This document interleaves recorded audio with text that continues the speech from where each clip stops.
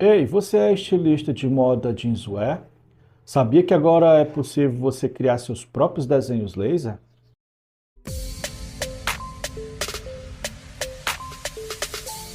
Pois bem, vamos lá. Falando de história. Em 1800 surgiu o jeans. 1873, patenteado por Jacob Davis e Levi Strauss, né? Nos Estados Unidos. Mas o jeans já tinha surgido na Europa. Já tinham fábricas que usavam aquele tecido com o tingimento índigo blue, né? Em 1890, nasce a calça Blue Dane 501, primeiro modelo da Levi's, criada por Levi Strauss, né? Levi Strauss. Pois bem, entra o século 20, né? E por volta dos anos 30, o jeans já era tão popular que ele aparecia nos filmes de cowboys americanos, os filmes de Hollywood, e isso fez com que ele se popularizasse mais ainda. Uma coisa que nasceu no século XIX, estava no século XX aparecendo na TV, em filmes. No período da guerra, né, da Segunda Guerra, ele adquiriu o status de coragem e vigor, por causa que os soldados americanos usavam jeans, né, no uniforme. E aí ele foi se popularizando, e aí ele chegou, nos anos 40, chegou a ser o uniforme de operários. Nos anos 50, surgiu alguns filmes estreados por James Dean, onde ele usava calça jeans. Como era um filme que falava de liberdade e rebeldia, o jeans virou sinônimo de liberdade e rebeldia por causa desse filme. E aí se popularizou mais ainda. E aí nos anos 70, empresários vendo isso, né, vendo essa oportunidade, começou a surgir as lavanderias, né? O primeiro processo industrial foi o Stonewash. Depois, nos anos 80, o jeans já era roupa de alta moda já. Nesse período surge o Stone Bleach e os marmorizados, surgem as enzimas celulases. Quando entra os anos 90, o jeans ele já passa a ter aquele estilo básico e até descolado, popularizando mais ainda. Nesse período, nas lavanderias, já surgem a oxidação artesanal, né? Era aplicado, que é o USD, aplicado com spray, manualmente. Depois, também artesanal, né? Feito por pessoa, entre o lixado e os puídos manuais. Eles usam lixa para criar o desgaste localizado em algumas partes, né? E os puídos eles usam lixa também, depois usar esmeril para romper o urdume em algumas partes, para gerar aquela aparência desgastada do jeans.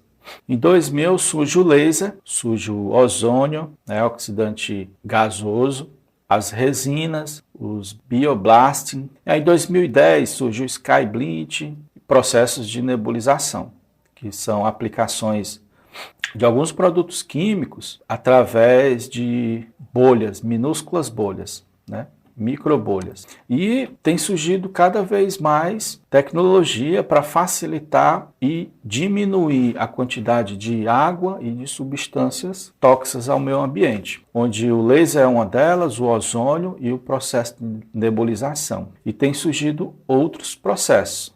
A intenção é substituir a mão de obra repetitiva e aqueles processos que causam dano às pessoas, substituir o máximo possível de produtos químicos nocivos às pessoas e ao meio ambiente e diminuir o uso de água. Agora, por que eu estou falando isso? Dentro dos processos de lavanderia, existem os molhados e os processos não molhados. E dentro dos processos não molhados estão os processos de abrasão, que são os processos que usam muito atrito. São processos físicos e não químicos, porque é possível desgastar e tirar a coloração, né?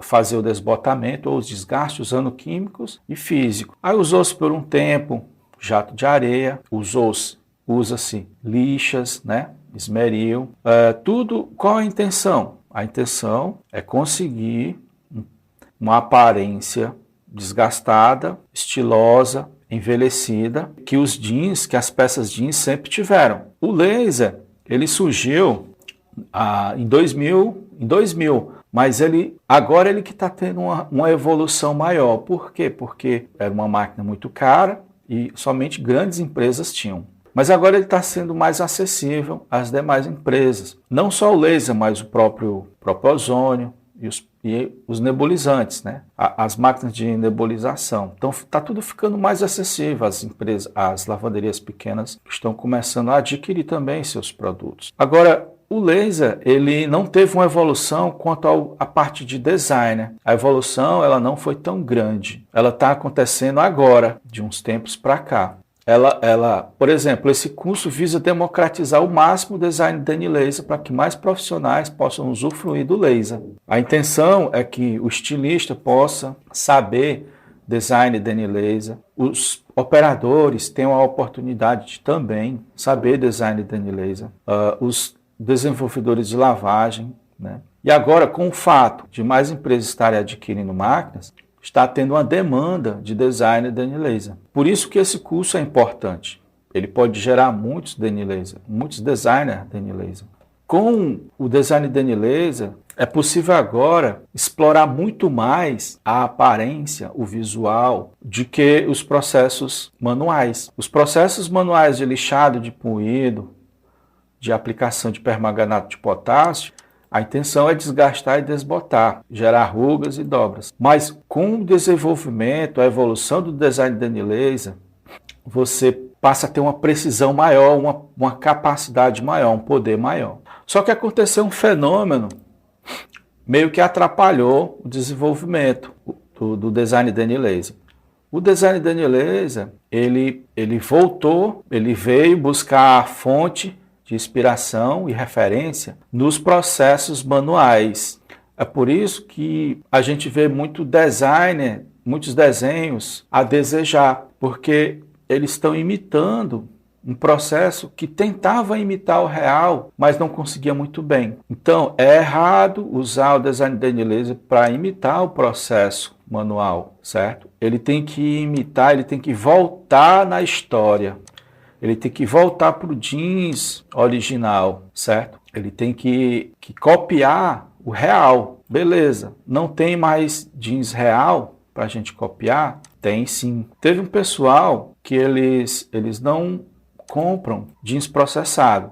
Eles compram o jeans como era no começo, certo? Até os anos 70, aqui mesmo no Brasil, você comprava peça jeans, ela vinha crua. Ela vinha direto da costura. Não tinha lavanderia para fazer isso. Então, esse pessoal ele gosta que não tenha lavanderia mesmo, para que ele compre o jeans menos processado possível e o jeans se adapte ao corpo dele. O corpo da pessoa é o instrumento para personalizar, para customizar aquela peça. Começou no Japão, as peças assim, conhecidas como denim raw, ou jeans raw, né? Raw jeans, raw denim, e se popularizou para o mundo. Quando começou, uma calça era $250, uma calça básica. Já no Brasil você acha por $50, mas o que eu quero dizer com isso é que essas calças, elas são usadas, os usuários delas gostam de postar e você acaba por ter uma fonte de jeans de marcações originais e não marcações não originais, né? Você volta e busca as peças originais. Agora, essas marcações, elas também não precisam voltar tanto do passado. Como eu disse, hoje em dia a gente tem o denim raw bem presente. O laser, ele veio para exatamente substituir os processos manuais que tentavam simular a realidade, né? A aparência dos jeans. O laser ele simula com muito mais poder, muito mais capacidade, porque você tem o design de laser para fazer isso. Beleza, pessoal? Ficamos por aqui até o próximo